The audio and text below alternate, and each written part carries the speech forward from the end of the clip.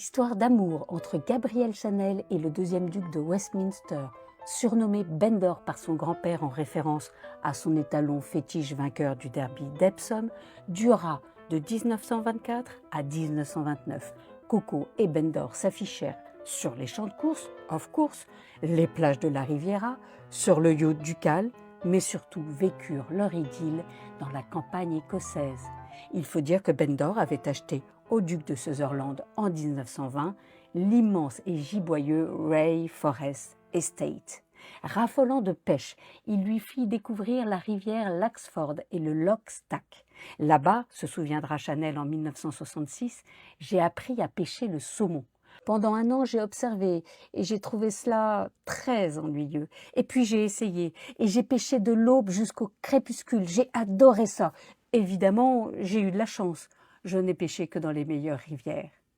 Une autre de celles-là était la rivière Castley, près de Rose Hall House, que Bendor acheta pour Coco. Mais c'est à 45 miles de là, à Lockmore Lodge, manoir de granit de 52 pièces hérissé de tourelles gothiques et furieusement victoriennes, que se révéla au grand jour son goût pour la pêche.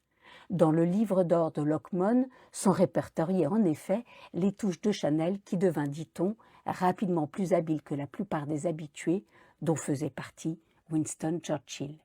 Si les journées étaient consacrées à la pêche, les soirées se passaient au coin du feu à jouer au bézique, un jeu de cartes très populaire dans ces années-là. Winston Churchill, toujours le cigare à la bouche, observait avec curiosité la jeune Française.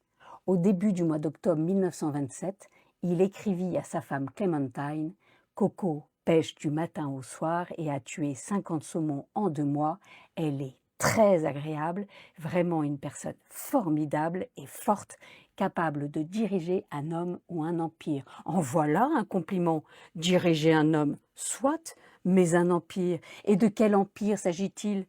Churchill devait penser aux Britanniques sur lequel le soleil ne se couche jamais.